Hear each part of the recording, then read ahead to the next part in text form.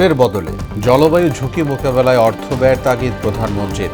নিরাপদ বিশ্ব গড়তে ৬ দফা সুপারিশ। টানা তাপপ্রবাহে শ্রমজীবী মানুষের জীবিকায় টান। বুধবার পর্যন্ত বাড়ল হিট অ্যালার্ট। স্বাস্থ্য সুরক্ষায় তরল খাবার গ্রহণের পরামর্শ। উপজেলা নির্বাচনে এমপি স্বজনদের চাপে মনোনয়ন লড়াইয়ে প্রার্থী নেই। স্বজন অনুসারীদের বিজয়ী করতে বিভিন্ন স্থানে ডামি প্রার্থী। এবং ট্রেড ইউনিয়ন গঠনে প্রয়োজন 15% শ্রমিকের সম্মতি, বললেন আইনমন্ত্রী। সংসদের পরের অধিবেশনে শ্রম আইন উত্থাপনের আশ্বাস।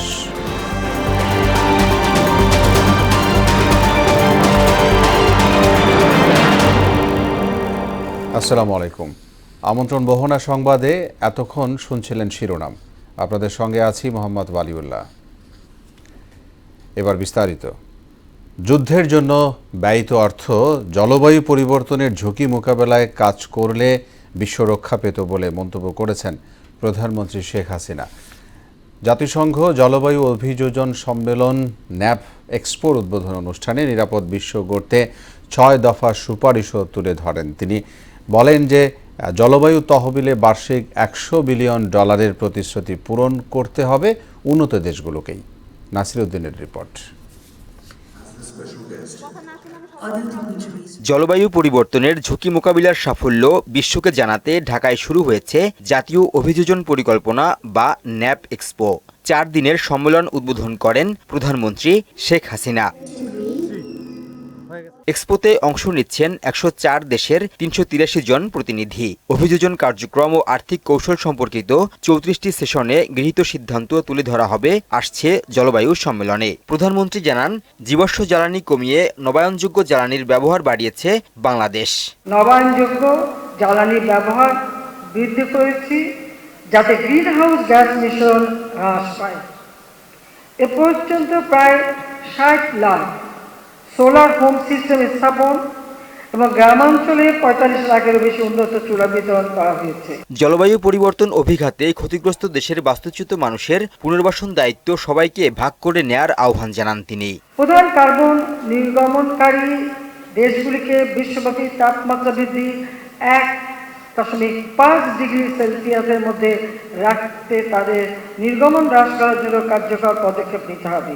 উন্নত দেশগুলির দ্বারা জলবায়ু তহবিলে বার্ষিক $100 বিলিয়ন প্রতিশ্রুতি পূরণ করতে হবে। অভিযোজন ও প্রশমনের মধ্যে তা সমানভাবে বণ্টন করতে হবে।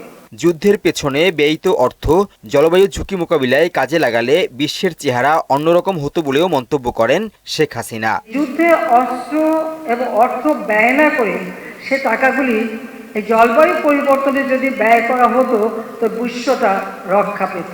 সরকার প্রধান বলেন, পরবর্তী প্রজন্মের জন্য টেকসই ভবিষ্যৎ নিশ্চিতে উন্নত দেশগুলোকে অংশীদারিত্বের ভিত্তিতে কাজ করতে হবে। একটি টেকসই ভবিষ্যৎ নিশ্চিত করতে অংশীদারিত্বের ভিত্তিতে বিশ্বব্যাপী সকল অংশীদারদের সঙ্গে কাজ করতে হবে। নাসির উদ্দিন, মোহনা সংবাদ, ঢাকা। দুদিনের সফরে ঢাকা এসেছেন কাতারের আমির Sheikh Tamim bin Hamad Al Thani. সোমবার বিকেলে হজরত শাহজালাল আন্তর্জাতিক বিমানবন্দরে তাকে স্বাগত জানান রাষ্ট্রপতি মোহাম্মদ শাহাবুদ্দিন। সফরকালে দুই দেশের মধ্যে 11টি চুক্তি ও সমঝোতা স্মারক সই হবে। রাষ্ট্রপতি ও প্রধানমন্ত্রীর সঙ্গে বৈঠক করবেন কাতারের আমির। তার নামে মিরপুরে কালশির বালুর মাঠে নির্মিতব্য পার্ক ও ইসিবি চত্বর থেকে কালশি উড়াল সেতু পর্যন্ত সড়কটির নামকরণ করা হবে। আজ সন্ধ্যায় বিশেষ ফ্লাইটে ঢাকা ছাড়বেন কাতারের আমির।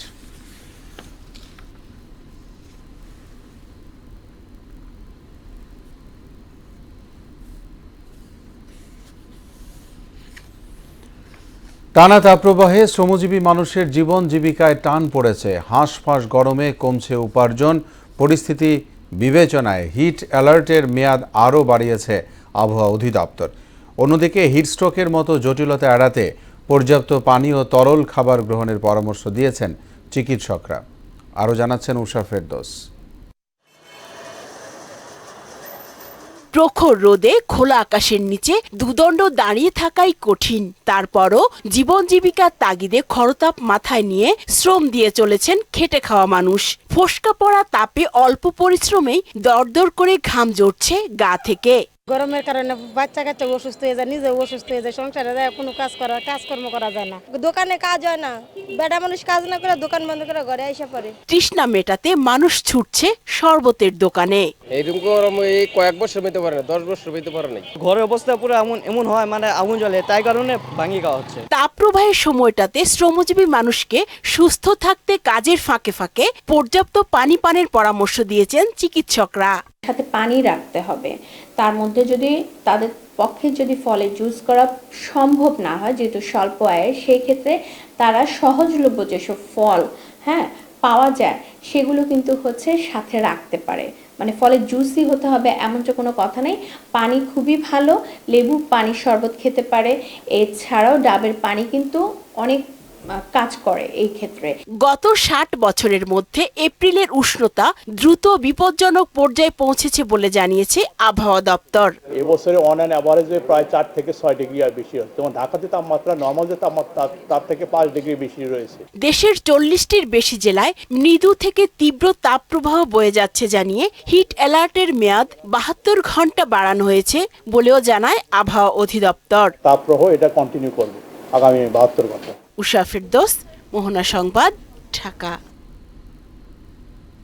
এক টানা তাপপ্রবাহে বিপর্যস্ত জনজীবন, এতে বাড়ছে পানিবাহিত রোগ। রাজধানীর আইসিডিডিআরবিতে প্রতিদিন ভর্তি হচ্ছে প্রায় 500 রোগী। বিশেষজ্ঞরা বলছেন চলমান তাপপ্রবাহ অব্যাহত থাকলে অস্বাভাবিক হারে বাড়তে পারে পানিবাহিত রোগীর সংখ্যা। পানি শূন্যতা এড়াতে অতিরিক্ত পানি, শরবত ও খাবার স্যালাইন পান করার পরামর্শ দিয়েছেন বিশেষজ্ঞরা। রিপোর্ট করছেন শামীমুজ্জামান চৌধুরী। উত্তাপ ছড়াচ্ছে সূর্য, তাপমাত্রা 40 ডিগ্রি পার হচ্ছে হরহামেশাই। শরীর থেকে ঝরছে অনবরত ঘাম। তীব্র এই গরমে দুর্ভোগ নেমে এসেছে জনজীবনে। সব শ্রেণী পেশার মানুষের নাকাল অবস্থা এই তাপদাহে। বিশেষ করে নিম্ন আয়ের মানুষের কষ্ট চোখে পড়ার মতো। অতিরিক্ত গরমে বাড়ে পানির চাহিদা, তবে সেই পানি কিংবা অন্য যে কোনো খাবারই যখন অনিরাপদ, তখন ডায়রিয়া অনিবার্য। টানা তাপদাহে প্রতিদিন নতুন নতুন রোগী ডায়রিয়ায় আক্রান্ত হয়ে ভর্তি হচ্ছেন হাসপাতালে। গরমের জন্য মনে হয় অ্যাকচুয়ালি ওর দুইবার ডায়রিয়া হয়েছে। গরমের ভিতর ঠান্ডা পানিটা দিয়েছে এবং বিশুদ্ধ না পুরোপুরি, এই কারণে হঠাৎ করে এটা। নিরাপদ খাবার খাওয়া ও পর্যাপ্ত পানি পানের পরামর্শ দিলেন এ জনস্বাস্থ্য বিশেষজ্ঞ। তরল খাবারের ক্ষেত্রে একটু সতর্ক থাকতে হবে যেন পানিটা সুপেয় হয়, নিরাপদ হয়, এবং তরল খাবারটিও যেন নিরাপদ পানি দ্বারা তৈরি করা হয়। এটি যদি করা যায়, শিশুদের একটি অংশকে আমরা এই গরমজনিত ডায়রিয়া থেকে রক্ষা করতে পারবো। এর পাশে অন্যদের জন্য আমরা বলবো যে তীব্র গরমে বিশেষ করে দুপুরবেলা বের না হওয়াটাই ভালো। বিশেষজ্ঞরা বলছেন তীব্র গরমে স্বাস্থ্যের উপর যে প্রভাব পড়ে, এতে পানিশূন্যতা দেখা দিতে পারে। এছাড়া হিট স্ট্রোকের মতো সমস্যাও হতে পারে।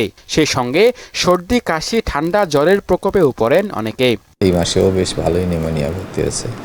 আরেকটু বাড়ছে ঠান্ডা, কাশি, জ্বর, এগুলোও বাড়ছে। নর্মাল যে ঠান্ডা, কাশি, জ্বর আছে, অ্যাজমা রোগীও একটু আছে। গরমে, প্রচণ্ড গরমে সাধারণত মানুষ ঘাম হয়, ঘাম হইলে যা হয় এটা, ঘাম হইলে ঘামটা শুকাইলে তারপরে একটু ঠান্ডা হয়ে যায় ভিতরটা, এটার কারণে হতে পারে। আরেকটা হলো ঠান্ডা পানি খাওয়ার প্রবণতা বাড়ে। পানি যদি নিরাপদ না হয় তাহলে পানিবাহিত রোগ বৃদ্ধির প্রবণতা বেড়ে যায়। তাই এ সময় ভালো থাকার জন্য পর্যাপ্ত পানি পান করার প্রয়োজনীয়তা রয়েছে। তবে অবশ্যই নিরাপদ পানি পান করতে হবে। ফুটানো পানি ঠান্ডা করে মিক্সিং করে খেতে পারে একটু, একদম বরফের পানি, আইসক্রিম, এই জিনিসগুলো একটু অ্যাভয়েড করা উচিত এই মুহূর্তে। এদিকে আবহাওয়া অধিদপ্তরের পূর্বাভাসে বলছে, দেশের ওপর দিয়ে চলমান মৃদু থেকে তীব্র তাপপ্রবাহ অব্যাহত থাকতে পারে। ফলে আগামী কয়েক মাস ধরেই গরম সম্পর্কে সচেতন হওয়ার পরামর্শ চিকিৎসকদের। শামীমুজ্জামান চৌধুরী, মোহনা সংবাদ, ঢাকা। এদিকে গরমের সঙ্গে পাল্লা দিয়ে মুন্সিগঞ্জেও বাড়ছে ডায়রিয়া সহ গরমজনিত রোগের প্রকোপ। জেলার বিভিন্ন হাসপাতালে চিকিৎসা নিচ্ছেন আক্রান্তরা। বাড়তি রোগীর চাপ সামলাতে হিমশিম খাচ্ছে হাসপাতাল কর্তৃপক্ষ। এই সময়টায় সবাইকে সচেতন হওয়ার পরামর্শ দিয়েছেন চিকিৎসকরা। মুন্সিগঞ্জ থেকে মোহাম্মদ সুজনের তথ্যে আরও জানাচ্ছেন শারমিন স্বর্ণা। মুন্সিগঞ্জে 250 শয্যা বিশিষ্ট জেনারেল হাসপাতালে এক সপ্তাহে কমপক্ষে 300 বয়স্ক ও শিশু রোগী ভর্তি হয়েছে, যাদের বেশিরভাগই ডায়রিয়া, নিউমোনিয়া, সর্দি ও জ্বরে আক্রান্ত। হাসপাতালে বাড়তি রোগীদের জন্য অতিরিক্ত বেডের ব্যবস্থা করা হয়েছে। সবশেষ গত 24 ঘন্টায় হাসপাতালটিতে ভর্তি হয়েছে 70 জন রোগী। ঠান্ডা, জ্বর, নিউমোনিয়া হয়ে গেছে, এজন্য আমি 5 দিন ভর্তি আছি এখানে। জ্বর খায় না কিছু, ঠান্ডার থেকে বুকে নিউমোনিয়া হয়ে গেছে। রোগীর চাপে হিমশিম খাচ্ছেন চিকিৎসক ও স্বাস্থ্যকর্মীরা। তবে পর্যাপ্ত ওষুধ হাসপাতাল থেকে সরবরাহ করা হচ্ছে বলে জানিয়েছেন তারা। পেশেন্টের এত বেশি চাপ যা বলার কথা না, খুবই যেরকম ডায়রিয়া তেমন নিউমোনিয়া, সব ধরনের রোগী। এ সময়টায় শিশু ও বৃদ্ধদের বাড়তি যত্নের পরামর্শ দিয়েছেন শিশু বিশেষজ্ঞরা। তীব্র তাপদাহ চলছে, এতে বিশেষ করে বয়স্ক এবং শিশুরা সবচেয়ে বেশি ঝুঁকির মধ্যে আছে। বর্তমানে তাপদাহ চলছে, সত্যিই অনেক বাচ্চা কাচ্চা অসুস্থ হয়ে যাচ্ছে। তবে এই সময়ে সতর্কতা এবং অভিভাবক যারা আছে যথাযথভাবে বাচ্চার যত্ন নিতে হবে, পানি ও খাবার বেশি দিতে হবে। প্রচণ্ড গরমে ঘরের বাইরে না যাওয়া, বিশুদ্ধ পানি ও তরল জাতীয় খাবার খাওয়ার পরামর্শ দিয়েছেন চিকিৎসকরা। শারমিন স্বর্ণা, মোহনা সংবাদ। উপজেলা নির্বাচনে সংসদ সদস্যদের স্বজনদের চাপে মনোনয়ন লড়াইয়ে খুঁজে পাওয়া যাচ্ছে না প্রার্থী। নিজ অনুসারী ও পরিবারের সদস্যদের বিজয়ী করতে ডামি ও পাল্টা ডামি প্রার্থীও দেয়া হচ্ছে। স্থানীয় সরকার নির্বাচনে ক্ষমতাসীন দল দলীয় প্রতীক না রাখায় এমন কৌশলের আশ্রয় নিচ্ছেন প্রার্থীরা। এমআর আসাদের রিপোর্ট। জানুয়ারির জাতীয় সংসদ নির্বাচনের পর দেশের রাজনীতি ও স্থানীয় সরকারের সবচেয়ে গুরুত্বপূর্ণ উপজেলার পরিষদ সাধারণ নির্বাচন। এবারের নির্বাচনে বিশেষত্ব 4টি ধাপে কমিশনের ভোট গ্রহণের পরিকল্পনা ও দলীয় প্রার্থী না থাকা। বিএনপি, জামায়াত সহ সমমনাদের নির্বাচন বর্জনও ভোটের মাঠের সমীকরণে প্রভাব ফেলে। ফলে ভোটের মাঠের কর্তৃত্ব অনেকটাই চলে যায় ক্ষমতাসীন দলের নেতাকর্মীদের দখলে। জাতীয় সংসদ নির্বাচনের 100 দিন পার না হতেই কমিশনের এই নির্বাচনের তোড়জোড়ের কারণে ভোটের মাঠে এখনও প্রতিদ্বন্দ্বিতার রেশ। সদ্য নির্বাচিত সংসদ সদস্যরা আগামী 5 বছর নিজেদের ক্ষমতার চর্চাকে নিষ্কণ্টক রাখতে স্বজনদের উপজেলা নির্বাচনে বিজয়ী করতে বদ্ধপরিকর। বগুড়ার সিংড়ায় প্রতিদ্বন্দ্বী প্রার্থীকে অপহরণের সঙ্গে জড়িত এমন অভিযোগে আলোচনায় আসেন লুৎফুল হাবিব রুবেল। এ ঘটনায় কমিশনের তলব ও ক্ষমতাসীন দলের চাপে প্রার্থিতা প্রত্যাহার করে নিয়েছেন তিনি। নির্বাচিত হতে চলেছেন ভুক্তভোগী প্রার্থী দেলোয়ার হোসেন। বগুড়ার সোনাতলা ও সারিয়াকান্দিতে বর্তমান সংসদ সদস্য শাহজারা মান্নানের ভাই ও ছেলের জয়ও একরকম নিশ্চিত। মঙ্গলবার আগারগাঁয়ে কমিশন সভা শেষে 4র্থ ধাপের তফসিল ঘোষিত হবে। এমআর আসাদ, মোহনা সংবাদ, ঢাকা। ট্রেড ইউনিয়ন গঠনে শ্রমিকদের সম্মতির হার পর্যায়ক্রমে কমিয়ে আনা হবে বলে জানিয়েছেন আইনমন্ত্রী আনিসুল হক। ট্রেড ইউনিয়ন করতে 15% শ্রমিকের সম্মতি হলেই চলবে বলেও জানান তিনি। সোমবার দুপুরে সচিবালয়ে মার্কিন বাণিজ্য প্রতিনিধি দলের সঙ্গে বৈঠক শেষে সাংবাদিকদের প্রশ্নের জবাবে আইনমন্ত্রী জানিয়েছেন, শ্রম আইন নিয়ে বাংলাদেশের অবস্থানে সন্তুষ্ট যুক্তরাষ্ট্র। শিল্প কারখানায় ট্রেড ইউনিয়ন গঠনের প্রক্রিয়া সহজ করার অনুরোধ জানিয়েছিল যুক্তরাষ্ট্র। নতুন শ্রম আইন আসন্ন পরের সংসদে উঠছে বলেও জানিয়েছেন তিনি। ট্রেড ইউনিয়ন গঠন করার জন্য যে পার্সেন্ট অফ লেবার প্রয়োজন, সেইখানে এইবার যখন সংশোধনী হয় তখন প্রথম প্রস্তাব ছিল যে আমরা 15% নিয়ে আসবো 20% থেকে। বাংলাদেশ আওয়ামী লীগের নীতি হচ্ছে যে শ্রমিক অধিকার, শোষিত মানুষের অধিকার বাস্তবায়ন শুধু করা না, এটা তারা ভোগ করছে সেটাও নিশ্চিত করা। সনদ বাণিজ্যের ঘটনায় বাংলাদেশ কারিগরি শিক্ষা বোর্ডের চেয়ারম্যান আলী আকবর খানকে ওএসডি করার পর জিজ্ঞাসাবাদের জন্য তলব করেছে ঢাকা মহানগর গোয়েন্দা পুলিশ। সোমবার ডিএমপি মিডিয়া সেন্টারে এক সংবাদ সম্মেলনে ডিবি প্রধান হারুনুর রশিদ জানিয়েছেন, তথ্য উপাত্ত পেলে তাকেও গ্রেফতার করা হতে পারে। সনদ বাণিজ্যের ঘটনায় যাদের নাম এসেছে পর্যায়ক্রমে তাদের সবাইকে জিজ্ঞাসাবাদ করা হবে বলেও জানান তিনি। তার সাথে কথা বলার পরে তারপরে আরো যারা আছে যাদের নাম এসেছে তাদের আমরা ডাকবো, তাদের সাথে কথা বলবো। আমরা মনে করি সকলের সাথে কথা বলে তথ্যপত্র বিশ্লেষণ করি আমরা আমাদের মামলাটা শেষ করি। কুমিল্লার দাউদকান্দিতে বাস চাপায় 4 পথচারী নিহত হয়েছে। সোমবার সন্ধ্যা 7:30টার দিকে ঢাকা চট্টগ্রাম মহাসড়কের রায়পুর মালিকহিল এলাকায় এ দুর্ঘটনা ঘটে। এক শিশুসহ 3 নারী রাস্তা পার হচ্ছিল। এ সময় একটি বাস তাদের চাপা দিয়ে দ্রুত পালিয়ে যায়। এতে ঘটনাস্থলেই মারা যায় 3 জন। পরে শিশুটিকে আহত অবস্থায় উদ্ধার করে ঢাকা মেডিকেলে পাঠানো হলে পথে তারও মৃত্যু হয়। হাইওয়ে থানার উপপরিদর্শক মোহাম্মদ আবু সেলিম রেজা জানিয়েছেন, নিহতরা সবাই একই পরিবারের। তারা তিতাস উপজেলার বাসিন্দা। ডেঙ্গু প্রতিরোধে কাউন্সিলরদের মাসিক 50,000 করে মোট 36 লাখ টাকা দিয়েছে ঢাকা উত্তর সিটি কর্পোরেশন। সোমবার সকালে মিরপুরের রূপনগরে আলহাজ কামাল আহমেদ মজুমদার স্কুল অ্যান্ড কলেজে ডেঙ্গু সচেতনতা কার্যক্রম উদ্বোধন করে এ তথ্য জানিয়েছেন মেয়র আতিকুল ইসলাম। চিপসের পরিত্যক্ত প্যাকেট, ডাবের খোসাসহ এডিস মশাবাহিত বিভিন্ন উপকরণ জমা দিলেই অর্থ প্রদান করার ঘোষণা দিয়েছেন তিনি। নিজেদের স্বার্থেই ডেঙ্গু নির্মূলে সবাইকে এগিয়ে আসার আহ্বান জানান মেয়র। আমাদের 72টা কাউন্সিলরকে আমরা প্রতি মাসে 50,000 টাকা করে হলে 36 লক্ষ টাকা দেওয়া হচ্ছে। ওনাদের কাজ হচ্ছে অ্যাওয়ারনেস, মত বিনিময় করার জন্য, এবং ওনারা মত বিনিময় করে মুরব্বীদেরকে ডাক দিবেন, ইমামদেরকে ডাক দিবেন, ছাত্রদেরকে ডাক দিবেন, শিক্ষকদেরকে ডাক দিবেন, মুসল্লিদেরকে ডাক দিবেন। সুপ্রিম কোর্ট বার নির্বাচনে বিএনপির আইন সম্পাদক ও জাতীয়তাবাদী আইনজীবী ফোরামের মহাসচিব ব্যারিস্টার কায়সার কামালের ভূমিকা তদন্তের দাবি জানিয়েছেন বার সভাপতি ব্যারিস্টার এম মাহবুব উদ্দিন খোকন। সোমবার দুপুরে সুপ্রিম কোর্ট বারে এক সংবাদ সম্মেলনে কায়সার কামালকে অর্বাচীন বালক আখ্যা দেন বিএনপির এই যুগ্ম মহাসচিব। বলেছেন, তারেক রহমানের নির্দেশে বার নির্বাচনে অংশ নিয়ে 14টি পদের মধ্যে 12টিতেই জয়ী হওয়ার সম্ভাবনা ছিল বিএনপি পন্থীদের, কিন্তু কায়সার কামাল সরকারি দলের প্যানেলের হয়ে কাজ করায় বড় জয়লাভ সম্ভব হয়নি। আমরা এমনি যুদ্ধ করছি সরকারের সাথে, আর দলের বিরুদ্ধে সরকার এজেন্ট থাকলে আর কিছু করার আছে বলেন আপনি? ভোট করে, ভোট অ্যাকসেপ্ট করে গণনা বর্জন করা হাস্যাস্পদ। সেটা এই বালক, অনভিজ্ঞ বালকের কিন্তু এই কাজ। শিক্ষা উপবৃত্তির টাকা দেওয়ার নাম করে বিভিন্ন ক্রেডিট, ডেবিট কার্ড ও মোবাইল ব্যাংকিংয়ের মাধ্যমে প্রতারণায় জড়িত 8 জনকে গ্রেফতার করেছে র্যাব। ঢাকা, গাজীপুর, নারায়ণগঞ্জ, জামালপুর, কুমিল্লা ও ফরিদপুর সহ বিভিন্ন স্থানে অভিযান চালিয়ে তাদের গ্রেফতার করা হয়েছে। সোমবার রাজধানীর কাউরান বাজারে এক সংবাদ সম্মেলনে এ তথ্য জানিয়েছেন র্যাব 5-এর অধিনায়ক লেফটেন্যান্ট কর্নেল মোহাম্মদ মুনিম ফেরদৌস। তিনি বলেছেন যে চক্রটির সঙ্গে একটি মোবাইল অপারেটর কোম্পানির সিম কার্ড বিক্রেতারাও জড়িত। এবার প্রবাসের সংবাদ। জেদ্দাস্থ বাংলাদেশ কনসুলেটে কূটনীতিকদের সম্মানে নৈশভোজের আয়োজন করেন কনসাল জেনারেল মোহাম্মদ নাজমুল হক।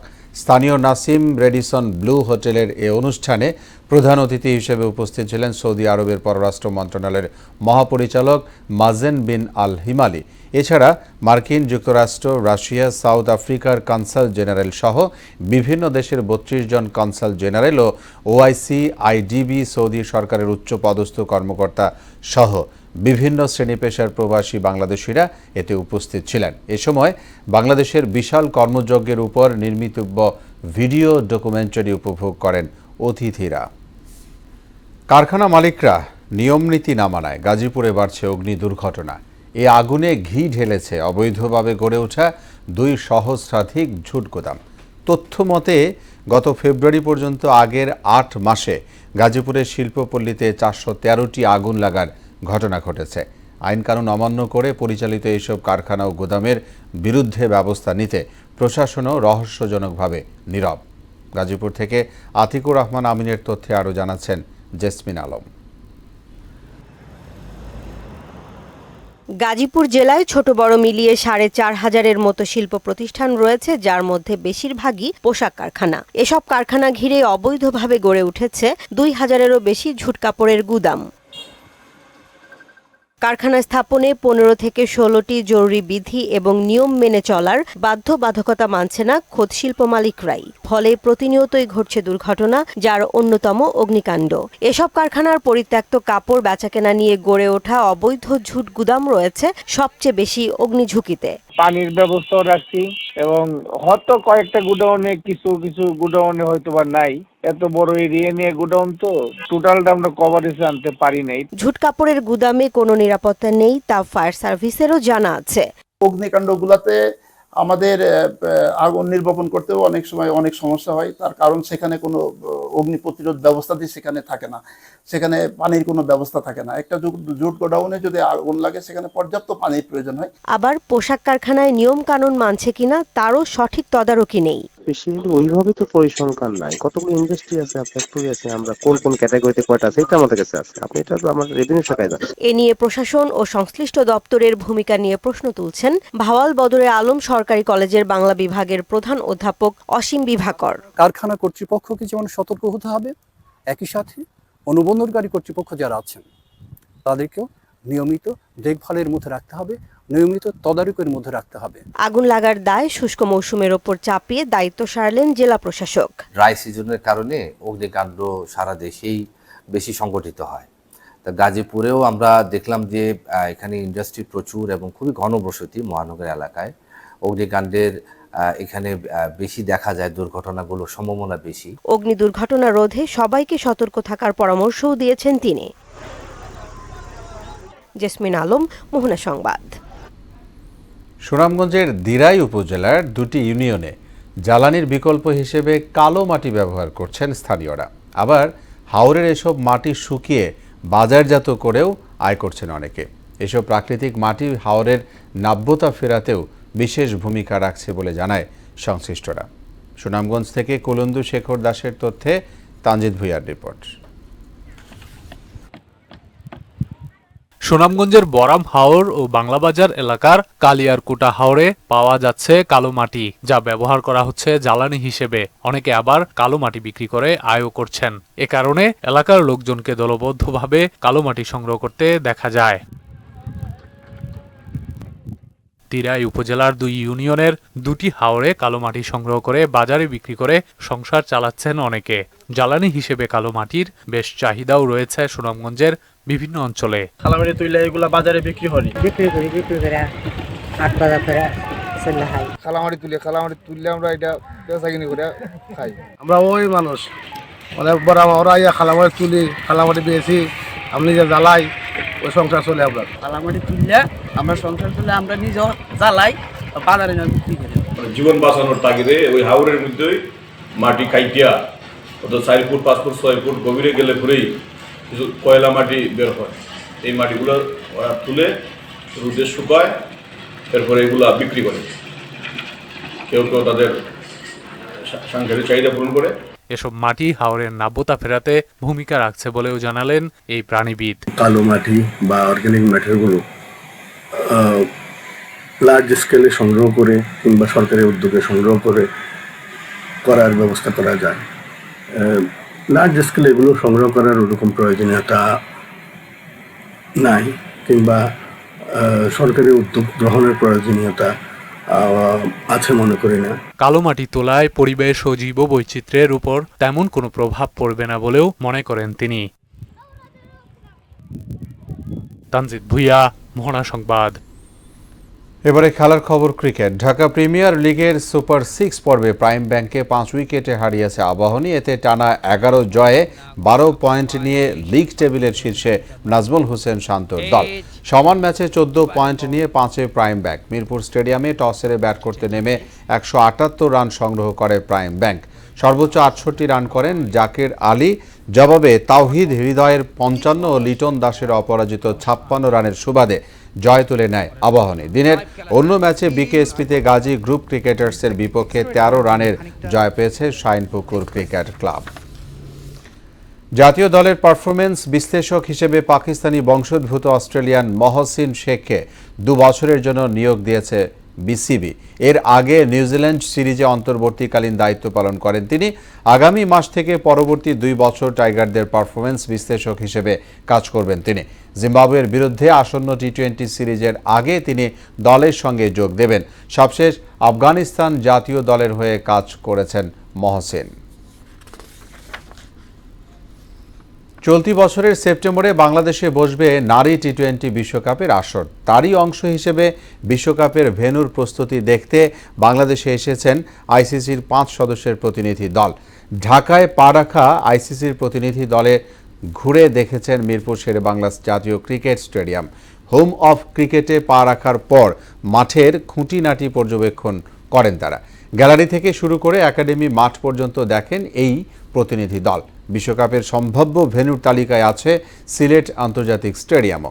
মঙ্গলবার সিলেটের ভেন্যুও দেখতে যাবেন এই প্রতিনিধি দলটি। এই ছিল এখনকার মতো সংবাদ। শেষ করব তার আগে শিরোনামগুলো জানাবো আরও একবার।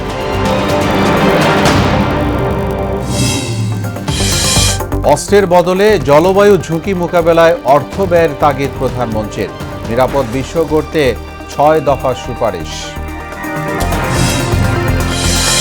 টানা তাপ প্রবাহে শ্রমজীবী মানুষের জীবিকায় টান। বুধবার পর্যন্ত বাড়ল হিট অ্যালার্ট। স্বাস্থ্য সুরক্ষায় তরল খাবার গ্রহণের পরামর্শ। উপজেলা নির্বাচনে এমপি স্বজনদের চাপে মনোনয়ন লড়াইয়ে প্রার্থী নেই। স্বজন অনুসারীদের বিজয়ী করতে বিভিন্ন স্থানে ডামি প্রার্থী। এবং ট্রেড ইউনিয়ন গঠনে প্রয়োজন 15% শ্রমিকের সম্মতি বললেন আইনমন্ত্রী। সংসদের পরের অধিবেশনে শ্রম আইন উত্থাপনের আশ্বাস। সবাইকে আবারও শুভেচ্ছা। মোহনার সবশেষ খবর জানতে ভিজিট করুন www.mohana.tv। সংবাদ দেখতে পারেন ফেসবুক ও ইউটিউবেও। এতক্ষণ সঙ্গে থাকায় ধন্যবাদ সবাইকে।